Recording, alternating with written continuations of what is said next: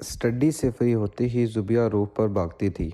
कभी पौधों को पानी लगाती, कभी स्प्रे करती, कभी फालतू पत्तों की काट छांट करती। जब इस सारे काम से फ्री होती, फिर इसे अपने पसंद के गुलाब के पास बैठकर इत्मीनान से आंखें मूंद कर नीम दराज हो जाती थी। जैसे ही वो आंखें मूंद कर नीम दराज होती, गुलाब का पौधा रक्स करने लगता, झूमता हुआ इसके पैरों में सलामी देता।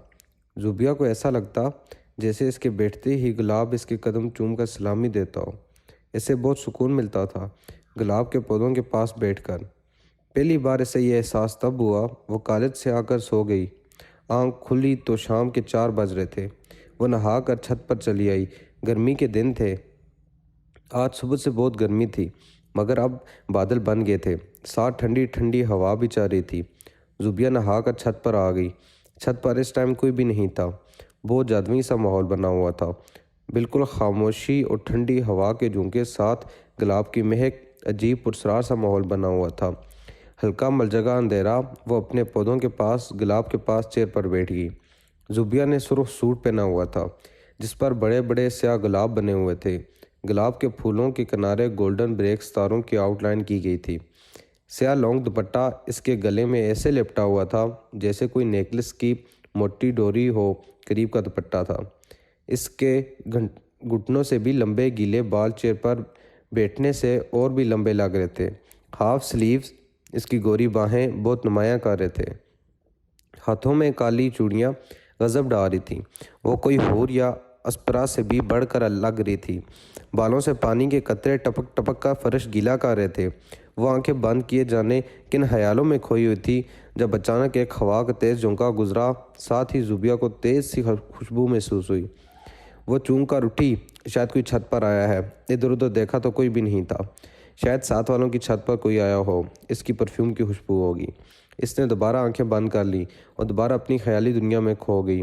चंद सेकंड ही गुजरे होंगे, इसे अपने बहुत करीब किसी की तेज़ सांसों की आवाज़ आई। अब वो डर गई थी। उसने घबरा कर इधर उधर देखा, मगर कोई नहीं था। अब वो बहुत घबरा गई थी। इधर उधर देखा तो कोई नहीं था। इसने अपने चारों तरफ अच्छी तरह देखा तो कोई ज़ीरो नहीं था। सामने बस एक बहुत ही सेहतमंद काला सा बला बैठा हुआ था, जो इसे ही घूर कर देख रहा था। बला बहुत ही हैबतनाक सा था। इसकी आंखें बेहद नीली थी और आंखों में बिजलियां सी चमक रही थी। इससे यह बला बेहद अजीब और डरावना सा लगा। ऐसा लग रहा था अगर वो कुछ देर और यहाँ रुकी तो यह बला मुझ पर हमला कर देगा। वो छलांग लगाकर सीढ़ियाँ फलांगती हुई नीचे आई। सामने ही इसकी दादो बैठी थी। अरे क्या हुआ लड़की? वो सीधी इनकी गोद में आकर लेट गई। इसकी सांस धूपनी की तरह चल रही थी। अरे क्या हुआ पगली? क्यों हवा के घोड़े पर सवार थी? और छत पर अकेले मत जाया करो, 1000 बार बोला है। दादो, मैं तो ताज़ा हवा खाने गई थी। कुंवारी लड़कियां यूं बाल खुले छोड़कर शाम के टाइम छतों पर नहीं जाया करती। वो प्यार से ज़ुबिया को समझा रही थी। जी दादो, वह सादतमंदी से बोली। शाबाश मेरी बच्ची। दादो से बात करते करते इसकी नज़रें बार बार सीढ़ियों की तरफ जा रही थीं। वो अंदर ही अंदर डर रही थी, वह बला कहीं नीचे ना आ जाए। अब वो रात का खाना खाकर जैसे ज़ुबिया अपने बेड पर लेटी, शाम वाला सीन किसी फिल्म की तरह इसकी आंखों में चलने लगा। यही सोचते सोचते पता नहीं कब इसकी आंख लग गई। जैसे ही आंख लगी, इसके रूम में विंडो पर हल्की सी दस्तक होने लगी।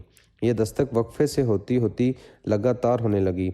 दस्तक की आवाज़ नींद दिमाग पर किसी हथौड़े की तरह लग रही थी। तंग आकर इसने खिड़की का दुबेज पर्दा हटाया, जो एसी की कूलिंग रोकने के लिए डाला गया था। खिड़की खोलकर मंढेर पर झांका तो कुछ भी नहीं था। इसने खिड़की बंद करके पर्दा दोबारा से बराबर कर दिया। वो बेड पर वापस आई तो इसकी लेटने वाली जगह पर वही काला नीली आंखों वाला बला आलती पालती मारती बैठा था। इसे देखते ही वो घबराने लगा। वो बहुत गुस्से से ज़ुबिया की तरफ देख रहा था। ज़ुबिया की डर और खौफ से टांगें कांपने लगी। इससे पहले कि वो डर कर वहाँ से रफू चक्कर होती, बला ने लंबी छलांग लगाई और ज़ुबिया पर हमला कर दिया।